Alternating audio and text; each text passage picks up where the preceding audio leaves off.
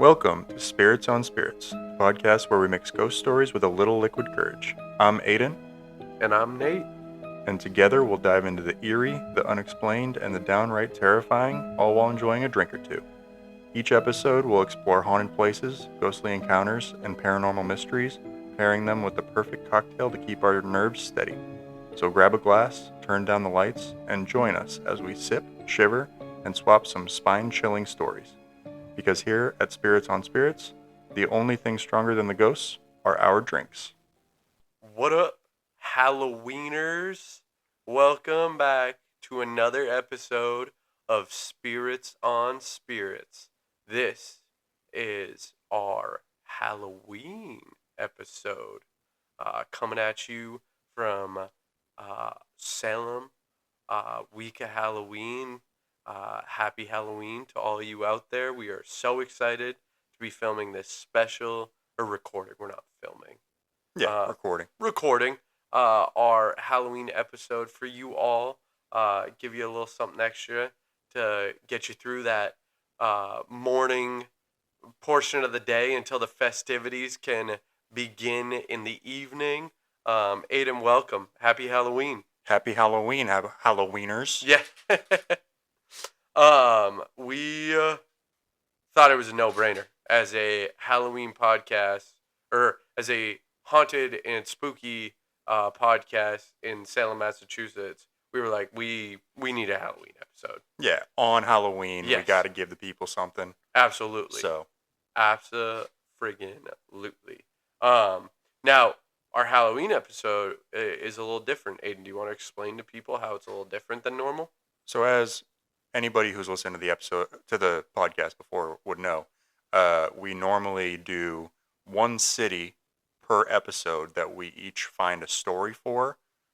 But this time we're going to be doing two different cities. So I'm going to be doing one, and then Nate's going to be doing one. And also, I have concocted two different cocktails, one for each story. So Wow. exciting stuff. Very exciting stuff. So the drink that I am doing first is something that will make more sense when you know the place, but it's the Dracula. I think it's called something along the lines of Dracula cocktail or something like that. So it's an ounce each of whiskey, dark rum, and Kahlua, and then half an ounce of grenadine. Shaking it up, and then Shaken, not stirring. throwing that into a rocks glass, Nice. and it is meant to look like blood. It very much looks like blood. I'm sure that some people will be able to figure out where we're going for my story today. But Well, where are we headed? we're heading to Transylvania, Romania. I didn't realize it was in Romania. It's fun to say. Yeah, Transylvania, Romania. The Anias. Yeah, the Anias. Not The anus. Yeah, jeez. Hasn't even had a sip yet. I have not. Well, should we cheers and then get into why we're heading to Transylvania? Cheers, or Rooney. Cheers. Happy Halloween. Happy Halloween.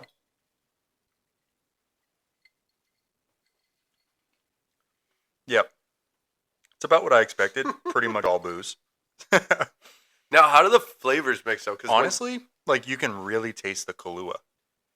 that makes sense because it's coffee liqueur, right? Yeah. Is it Kahlua or Bailey's that's coffee? One of them's cream, one of them's coffee. Bailey is cream. Kahlua is coffee. Kahlua is coffee. Yes. Yeah. So it's a coffee liqueur. It's very prominent Is it? in this drink. Now, how does that mix with? I guess rum and coffee makes sense. I feel like, but whiskey and coffee, I guess that isn't that bad either. It's weird because as it's going down, like you get the like sharp sensation of the whiskey, but then the flavor is all coffee Huh. to me. So it's basically like whiskey flavored coffee. Yeah, pretty Do much. you get the rum at all? No. No. No. Like the rum is just a passenger in this car. It just kind of sits there. It is not driving at all. But we have another exciting addition to this episode. Ooh, yeah. Do you want to introduce the people? I will. So I have this trusty little thing next to me we on this side of the table have a very fun power this episode where if at any point we want Aidan to take a sip of something, we hit our cheers button, which sounds like this. And he is legally required to take a sip of his cocktail whenever that button is hit. Yep. Has to. No ifs, ands, or buts about it. So. No buts. No buts. No buts about all it. Anias in this one. All alcohol. So, yeah, no, definitely very excited to wield this power. I can be mid-sentence in my story, and you can hit the button, and I have to stop. I have to drop everything and take a sip. So, are we going to wield this power responsibly? No. Probably not. No, you will not. And that will be the fun part. So, yep. But if you guys want us to keep going with this little thing, we can keep going with it. That would be just fun. let us know. That would be very fun. So, you want to get into it? Should we hop on the plane? Let's hop on the plane to Romania. Macaroni. Yep. Yep. You're getting there, bud. Where? Romania? What countries is it next to? It's in Eastern Europe. I'm not sure what its borders are. Gotcha. But cool. Yeah. Probably Slovenia. And is Slovenia even a country? Yeah, I think so. Or was it an old one? I mean, I know Slovakia is one. Is that still a country? Dude, I don't know. I have no idea. We're not a geography podcast, so we have no We're certainly not a geography podcast. Also, another disclaimer. Actually, I have two disclaimers for this episode. One is it's very gory because it's about like the origins of the vampire and stuff like that. So, if you're not into that, maybe don't listen to mine.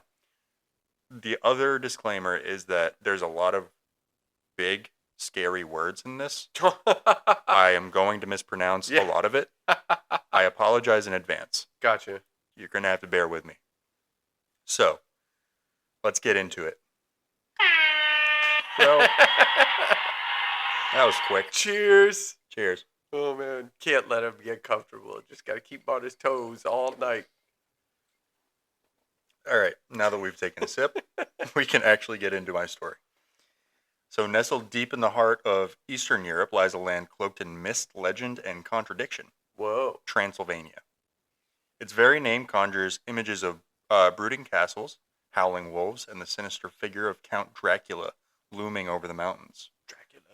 But beyond the myths and Hollywood depictions lies a place with a real tangled history, one of war and empire, faith and superstition, and a prince whose name would echo through centuries as the world's most famous vampire. I want to suck your blood. Yes. Transylvania is a region of modern-day Romania, surrounded almost completely by the Carpathian Mountains. For centuries, I didn't do it. Dude, okay. He's on edge. I'm on my toes because he's like messing with the button. Yep, but I didn't hit it. I know. I'm just waiting for it to go off. You can get me PTSD with this. Yeah, I might be able to get you good. You're actually, everyone's like, oh, we want the button. You're like, fuck no. The button comes out once a year on Halloween. Oh, man. I think it's a fun thing either way. If it's a once a year thing or if it's a every episode thing. Yeah. Because, hey, it gets me. We could do it in our international episodes, every 10. Oh, that's a good one. That'd be a good one. Let us know if you guys want to hear it. If you like the button. If you hate the button, definitely let us know and we'll boot it out of here. If you hate this sound. I will oblige this button. Drink your drink. I want to suck this drink. Hey, yo. I do hope you know, though, you're still not getting out of slam poetry. That's, I expect to not be getting out of it. I hope you have something written. Not yet, but I can write something quickly during the break. Cool. Yeah, for centuries it was a crossroads of cultures because it was Romanian, Hungarian, Saxon, and, again, I think I'm going to pronounce this incorrectly. Shekler? S-Z-E-K-L-E-R. Shegler. Shegler. Shegler. Shegler. all leaving their mark in stone and story. Castles dot its hills, each one whispering tales of conquest and survival, but the landscape that inspired awe also bred fear. With its long winters, remote villages, and superstition-soaked folklore, Transylvania became a breeding ground for tales of the supernatural. Ooh. But to understand why Transylvania became synonymous with darkness, one must understand the history. A place caught in the violent tug-of-war between East and West. So the story of Transylvania begins long before the word Dracula was ever uttered. In ancient times, it was part of the kingdom of Dacia, a proud civilization known for its gold and fierce warriors. When the Romans conquered Dacia in 106 CE under Emperor Trajan, they left behind roads, fortresses, and Latin language roots that would later evolve into Romanian. But the Romans couldn't hold the region forever, and by the 3rd century, their empire began to crumble. And wave after wave of migrating peoples, the Goths, Huns, Avars, and Slavs, passed through the mountain passes, leaving their imprint on the region. By the Middle Ages, Transylvania had become part of the Kingdom of Hungary. Around the 12th century, German Saxons were invited to settle the land, to build towns and fortifications against invasions. The Saxons brought with them Gothic architecture and Christian traditions, and their churches, often fortified like castles, still stand today, looming over the landscape like silent sentinels. Meanwhile, to the south of Transylvania lay Wallachia, another Romanian principality, and it's here that the man who would later become the inspiration for Dracula first appeared in history. Oh. So now we're on to Vlad.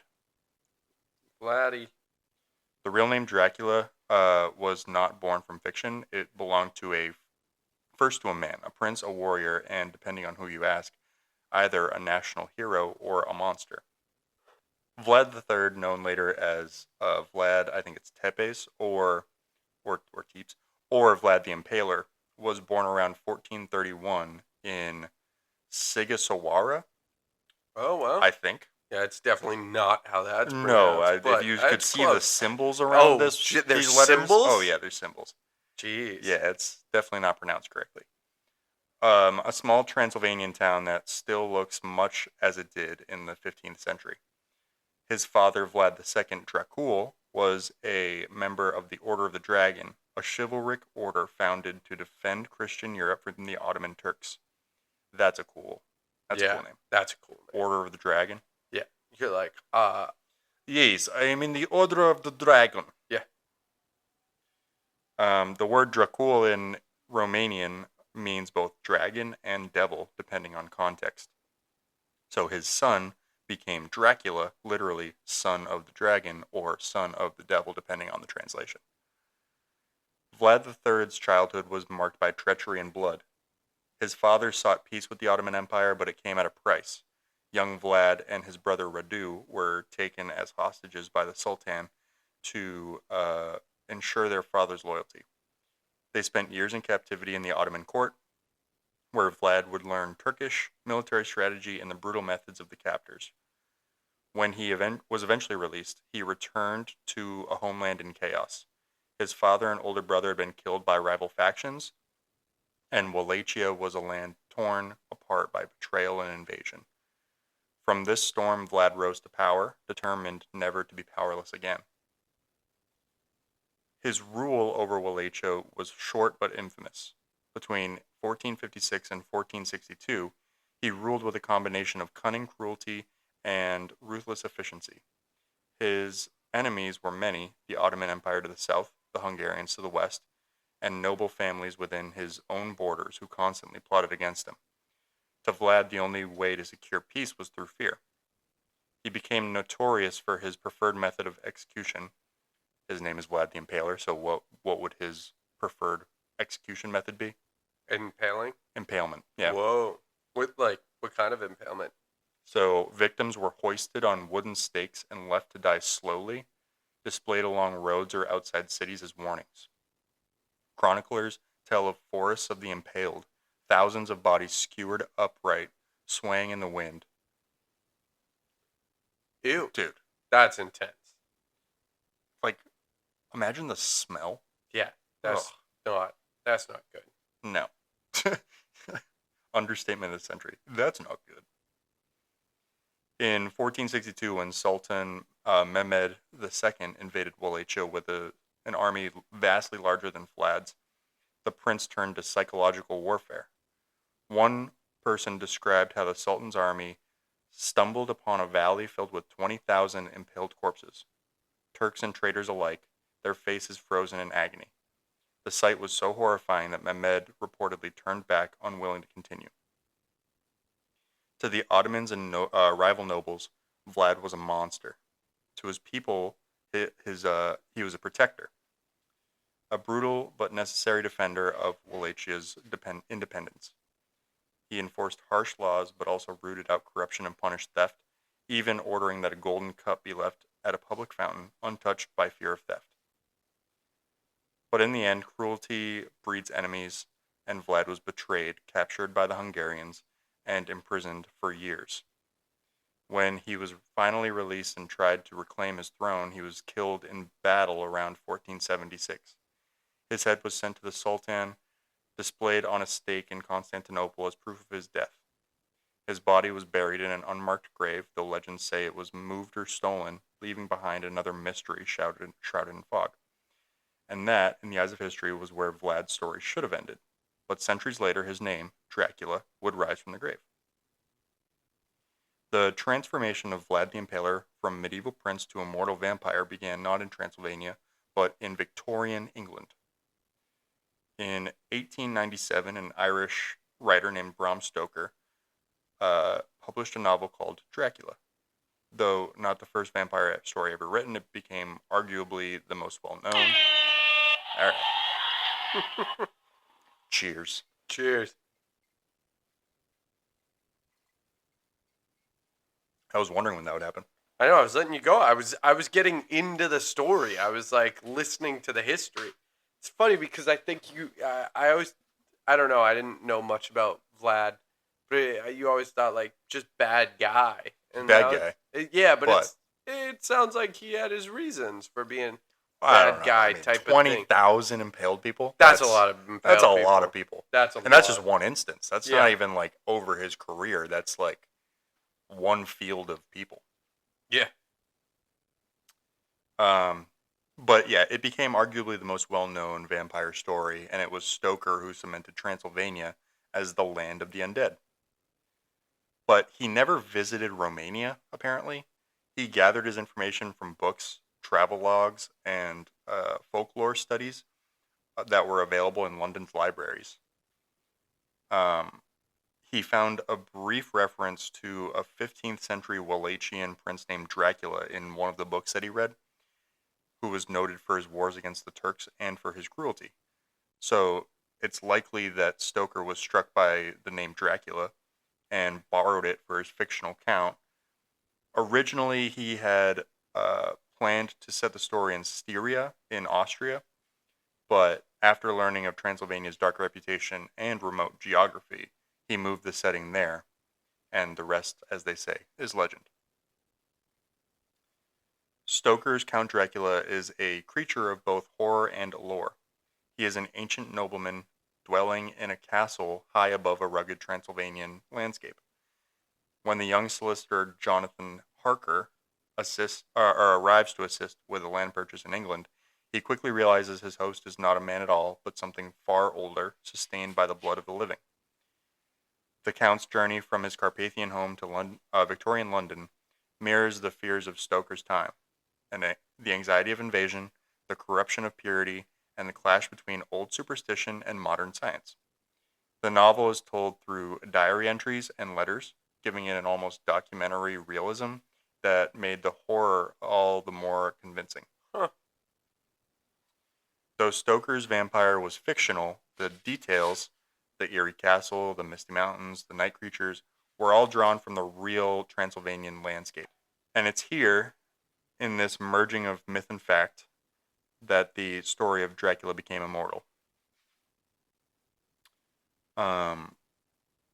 Long before Stoker's novel, the people of Transylvania already believed in creatures of the night.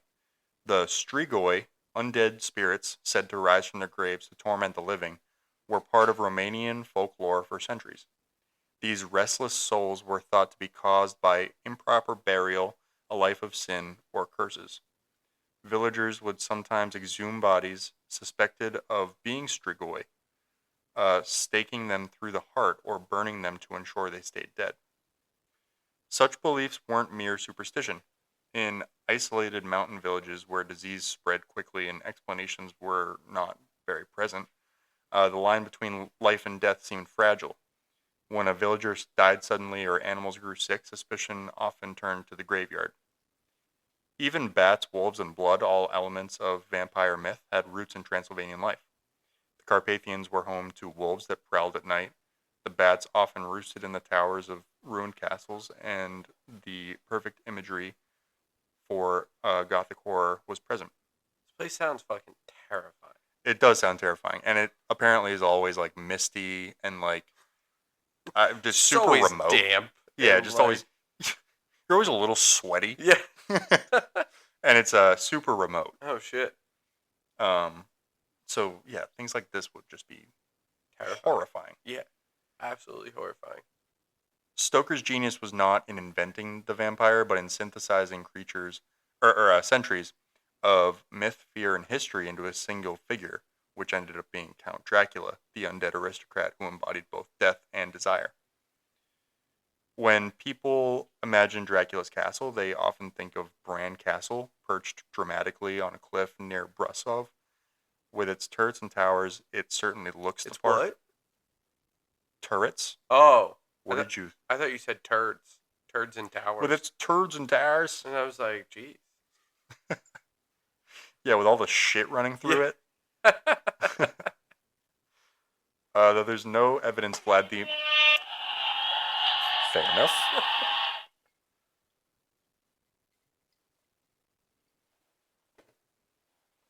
Oh. That was a real shiver. Yeah, no, that was a real shiver. It crept up on me on that one. Yeah. Though there's no evidence that Vlad the Impaler ever lived there, the Romanian government and tourism industry have long embraced the association. It really reminds me of Salem a lot. Yeah. They're like, no, he lived here. Yeah. And everyone's no, like, actually, this is Vlad's this is where he lived forever. Ever. For so long. All of the bodies that were impaled were here, right here. Right here. For an extra $29.99, you can be one. Like, we'll get you on the stake for a little bit, then sew you back up, and you get a picture, and it's awesome. Would you like a plushie of a staked person for another $15? In truth, Vlad's real stronghold was, I think it's pronounced Paneri Castle. A Panera Bread? It was actually at Panera Bread. He loved a cheddar broccoli soup. Ooh, me bread fucking too, Vlad. Yeah, he was me onto too, Vlad. something, dude. He was onto something. Dude, that lemonade kills people. He was like, this lemonade is the shit. It's fucking awesome. I'm going to give it to all of my enemies. But it's a ruin that's clinging to the edge of the... We're at the tail end, so he's just going to use them all up. I also will admit that one was by accident. I was fixing my sock, and it was in my hand, and I pressed it, and I was like, I guess we got to roll with it. A misfire. To reach this castle, visitors must climb nearly 1,500 steps, which is a pilgrimage of sorts. That's a fuck ton of steps. Yeah, that's not a small amount of steps. Not something that I'd want to do. Local legends say his wife threw herself from the cliffs to avoid capture by the Turks. Whoa. And her blood stained the rocks below. Whether at Bran or Paneri, you can still feel something ancient and watchful in those mountains. A sense that the ghosts of history have not yet slept. Over a century after Stoker's Dracula was published, the vampire has become one of the most recognizable figures in modern culture. From Bela Lugosi's suave portrayal in the 1931 film to Christopher Lee's terrifying elegance in the Hammer films, and even modern reimaginings in novels and TV, Dracula continues to evolve with every generation. In Romania, attitudes towards the legend have changed dramatically over time. Under communist rule, the association of a national hero with a blood-drinking monster was discouraged. Vlad Tepes was a... Is it Tepes? Teeps? Teps? I don't know. Tippity toppity tip Tippity top. tap. Tippity tap tip. Was celebrated instead as a patriot who defended his people against foreign domination. After the fall of communism, however, the country embraced the Dracula legend for tourism, with Dracula tours, haunted hotels, and Halloween festivals in Transylvania becoming a thriving industry. Again, sounds a lot like another place that we know. Yep. Salem, Massachusetts. Dude, I'll trade anyone that's listening to this. If they live in Romania or like Transylvania or anywhere, you can have my apartment for a week in Salem, and I'll go stay at your place in Romania for a week. I'll second that. I would love that. That would be sick. That'd be so sick. Go see where Dracula lived. Yep. Mm-hmm. Oh, that was a good one. So, I guess because it's not ghosts per se on this one. Sure. We won't do haunted or nah. We won't do haunted or nah. Maybe we'll do like, dude, is that sick? Yeah. Or nah? Well, that's very sick. Very sick. Creepy as fuck, dude. Yeah, I guess creepy would be a good one. Yeah. Yes. I'm giving that a creepy stamp. Super creepy. 20,000 people. And it's just like it's remote. It's in the cliffs. Yeah. People are like throwing themselves from the cliffs. Yeah. People are, I don't know, allegedly drinking blood. Yeah. Putting people on stakes. Well, and the crazy thing is, I think you hinted on it a little bit in your intro. From what I understand, that there's still a very religious community in Romania today, where like they do believe in vampires, like the undead. Yeah, probably. And stuff like that. Which is very fascinating that they still have carried on kind of this idea and stuff like that. So I'm going with creepy. I'm certified creepy. Certified sure. creep. So. Yeah. All right. Is it slam poetry time? I do believe it is. Slam poetry time. All right. Are you ready? I do. I just want to say, we've talked about it before off the pod, I think. Yes. I love this glass. Right? Isn't that glass so awesome? It fits into your hand perfectly. So I have like a Jameson rocks glass that's like, I don't know. I would describe it as kind of like more of a V shape. It's so cool. It's a very, I don't know. It's very pleasing to the touch. Yes, and the way your hand sits on, like you're meant to like put your arm over, like drape it over something and just hold. No, but by the top, you gotta hold it by the top. Like that, like no, like put your hand over, like think like how Brad Pitt holds a glass. Yeah. That is not real. That looks a lot more awkward than how Brad. You gotta like that. Like, well, yeah, dude, I'm not Brad Pitt. Oh man, but doesn't it feel good just in your hand? However you hold it, it just feels good, man. It does feel good, yeah. It feels good, dude. It's got a good feel. It does. And that's half the battle of a drink is a good glass. It is. Oh man. Alright, well, I will slam poet it while you sip it. Trick or Treat, the Goblin King edition. That's the name? Yes. Okay. Halloween. I shouldn't have said yes. Danny DeVito shows up looking like he crawled out of a Spirit Halloween dumpster in one custody of every bad idea. He's wearing pajama pants, a fake mustache, and what I think used to be a vampire cape, but might actually be a shower curtain. He's sweating confidence. Listen, kid, he says, we're not trick-or-treating, we're running the streets. First house, they hand out toothbrushes. Danny sniffs one, grimaces like it's radioactive, and yells, do I look like I floss? Then he tossed it behind a bush and struts away, like a man avenging a cavity. Next stop, the good candy house. He belly slides across the lawn like a hockey puck in Crocs, scoops the whole bowl and says, finder keepers, sugar weepers. I'm both horrified and deeply impressed. Halfway through the night, he's sticky. His cape's caught on a mailbox, and he's eating candy corn straight out of his pocket, like trail mix for the emotionally unstable. What the hell?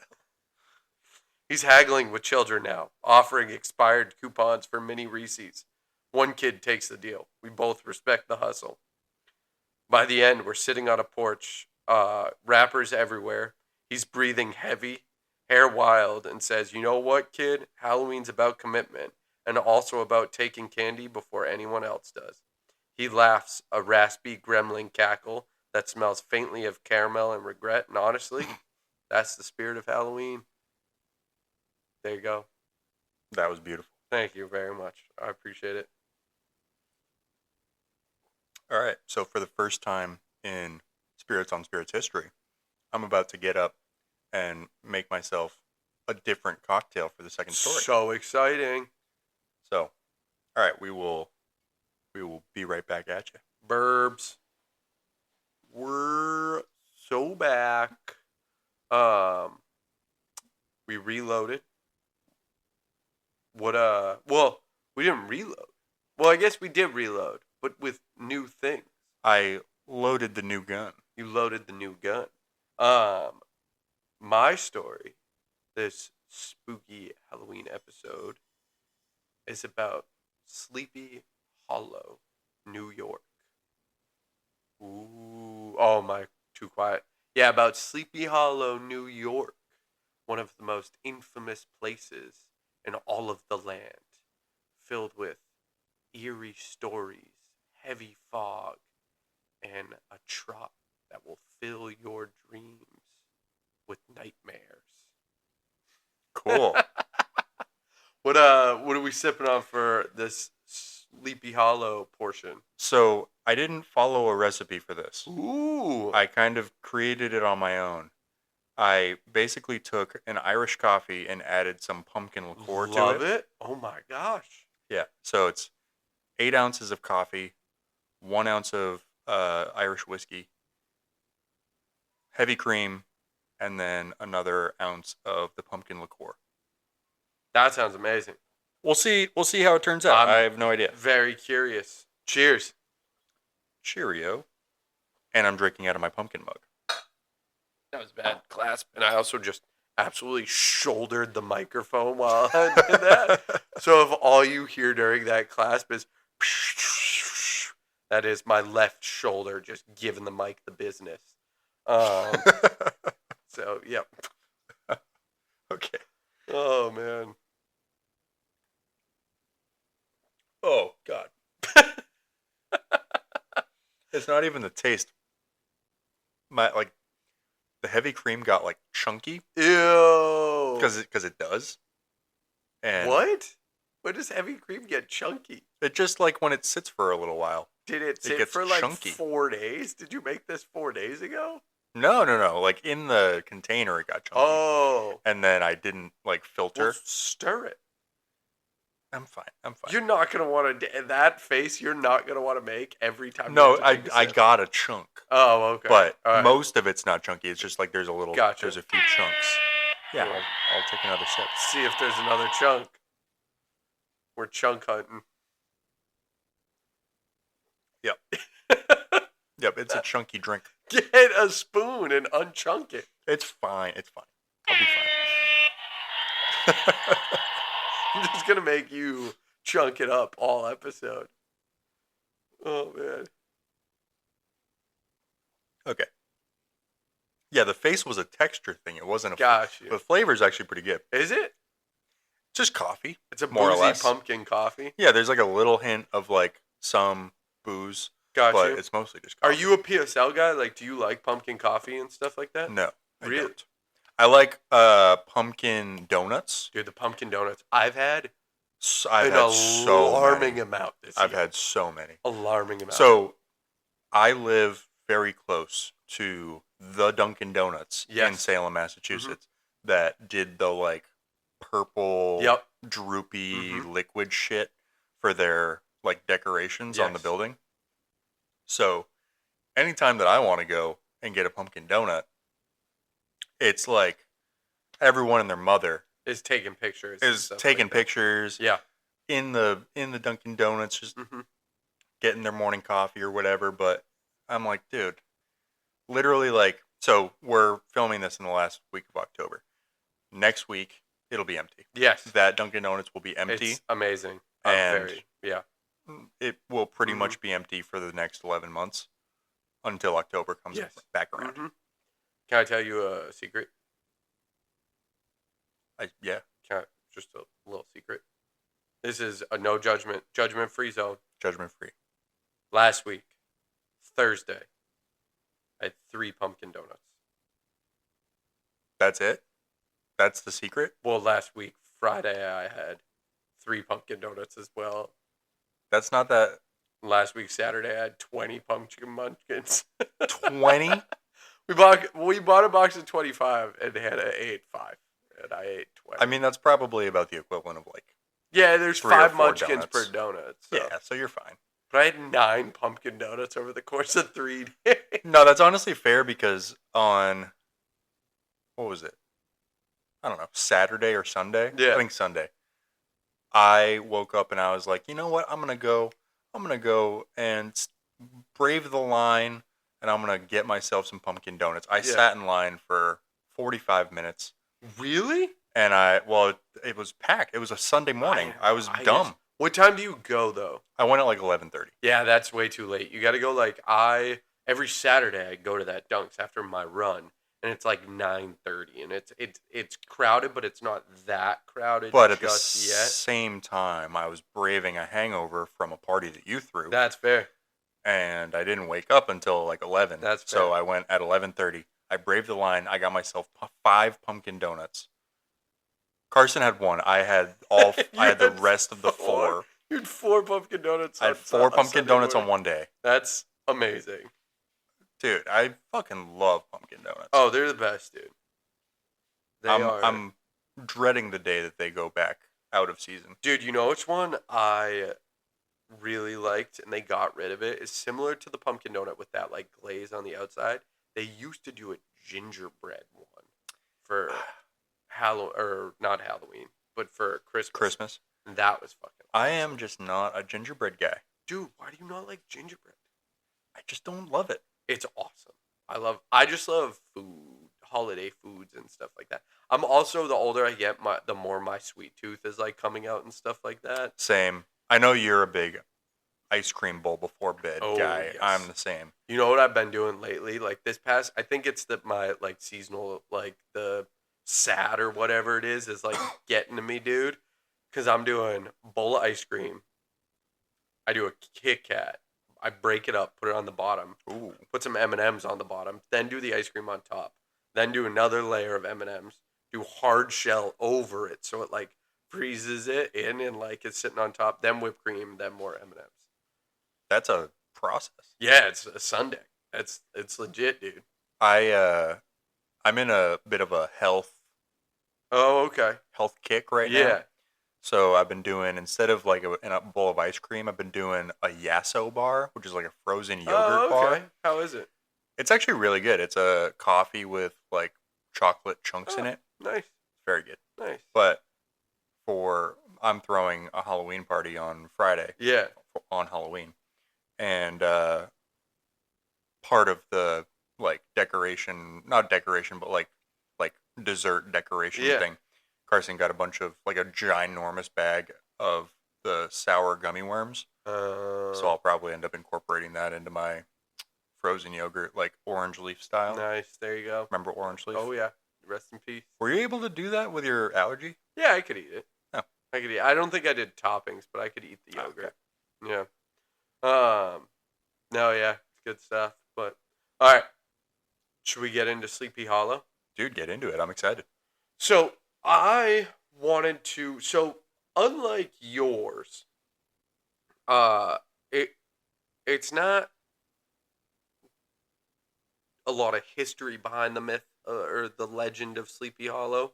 So I couldn't do like a super deep dive into the legend of Sleepy Hollow. Sure. But I found other legends that exist in the town. So I found like a couple of different ones, and I felt like, you know what, like I could do Sleepy Hollow some justice. Also, after looking at this, I was like, I really want to go to friggin' Sleepy Hollow now. Like, I know you really want to do the golf course there. yes, they do have a very, very nice golf course there, and I really would like to play it. So, if anyone has connections and wants to let me come hang out at Sleepy Hollow Country Club, If you live in Sleepy Hollow and you want to trade apartments, yeah, I'm a fun hang. I'm a fun hang. All right. So when I tell you the legend of Sleepy Hollow, what do you think of? Headless Horseman. The Headless Horseman. So the legend is the centerpiece of Sleepy Hollow's haunted lore. The story was popularized by Washington Irving's 1820 Nar Clear. yeah, 1820 short story, The Legend of Sleepy Hollow, and it's set in the Dutch-settled Hudson Valley.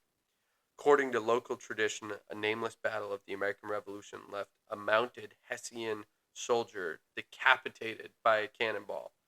His body was buried locally, and his restless spirit rides the region at night searching for his missing head. So that's the story of the Headless Horseman? Yeah, so the story I actually didn't know that. Yeah, the story of the Headless Horseman was that it was a Hessian soldier, German. Right. It's Hessian. I think so, yeah. Yes, I'm pretty sure. Not 100% sure. Pretty sure. Hessian is German. And he came over, and he was on not the good guy's side. And he got decapitated by a cannonball. Now that's tough. Mm-hmm. That's like cannonball to the dome. Yeah, cannonball to the dome is crazy. That's awful. Just I got domed in Sleepy Hollow. You know how they make the shirts that say I got stoned in Salem? We should make them that say I got domed in Sleepy Hollow. We should go visit because I really want to see another Halloween town. 100%. So this is different than the story. So have you ever seen the movie? Yeah.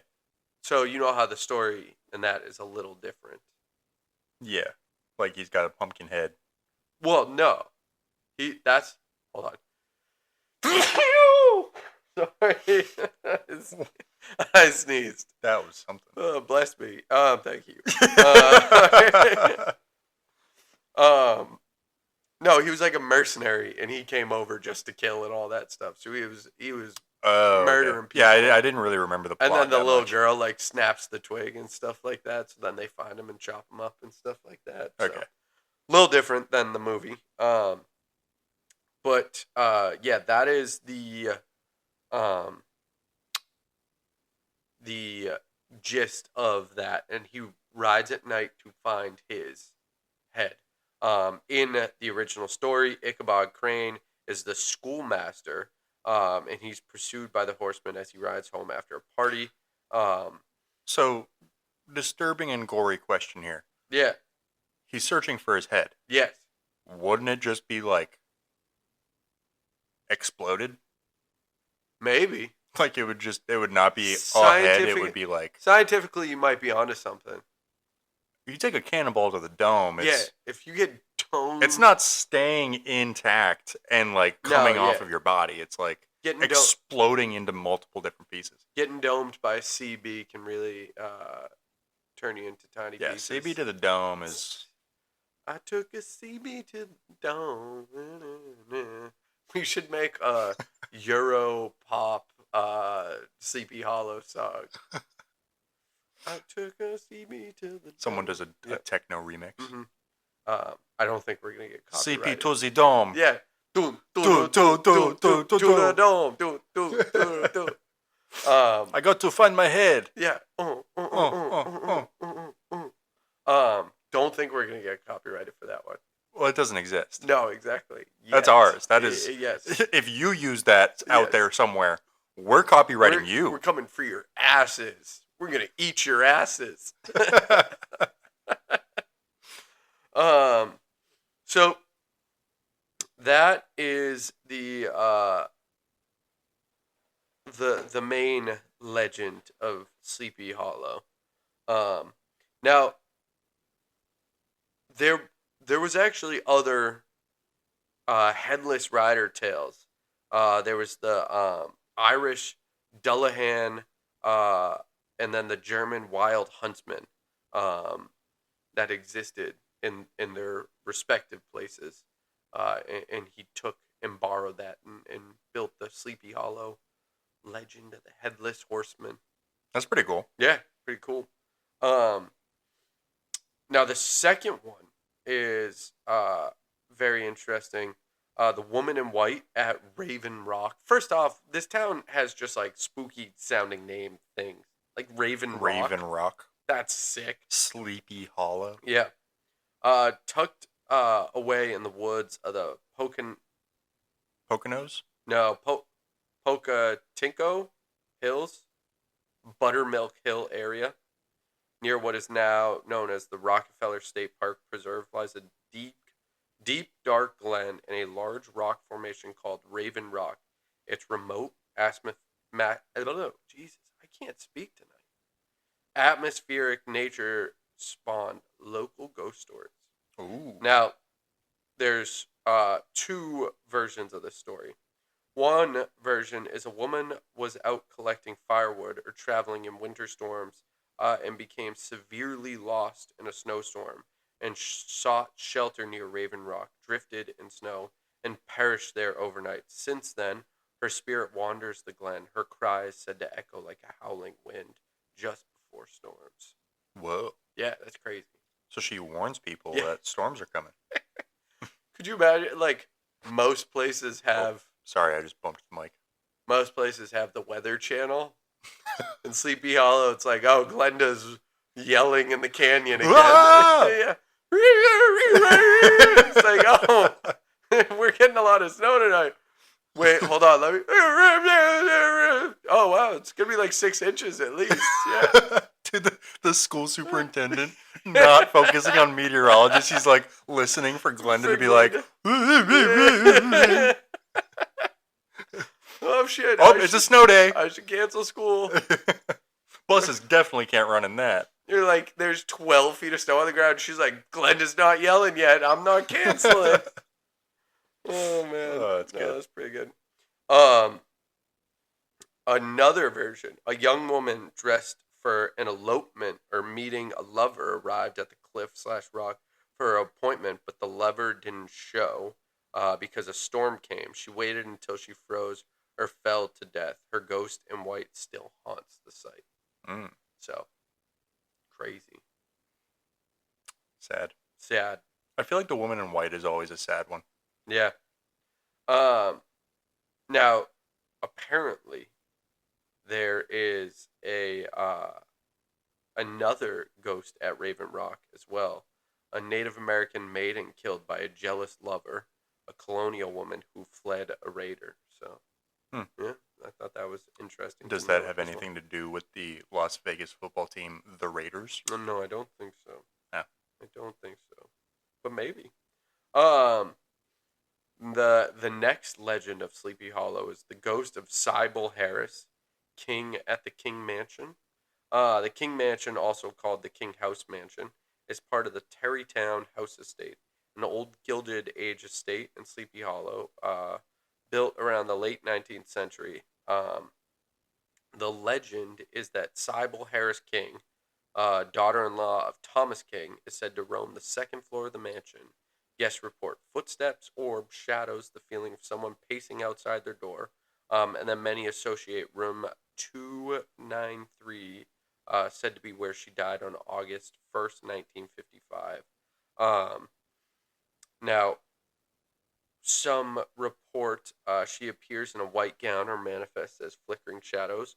One guest reported their phone date changed to 1865 overnight. That's super cool. Super crazy. Another Pandora playlist repeated endlessly mysterious electronic phenomenon attributed to ghosts. So she's like, I want to hear my jams. Yeah. And I want the phone to reflect my time. So it's 1865. I thought that was crazy. So there's a couple more. So Patriots Park and Major John Andre, which this is the tale of the spy's ghost and the battle tree. So Patriots Park marks the spot where in September 1780, three local militiamen captured British spy Major John Andre as part of the Benedict Arnold treason affair. The legend. Though the capture was historic, ghost stories say that on one crisp autumn evening, one can hear the horse's hoofbeats of Andre's mount echoing along the road, then stopping abruptly at the capture site. His ghost is linked to the valley of Sleepy Hollow. So it's crazy. They got a spy, murdered him, and then boom. Sleepy Hollow is a cool name. Yeah, right. Super cool. Um, So the other one is the Bronze Lady statue. It is said to be a cursed monument. So within the 90-acre Sleepy Hollow Cemetery, the Bronze Lady Holy crap. statue. Right? That's a big ass huge. cemetery. Fair enough. Gotcha.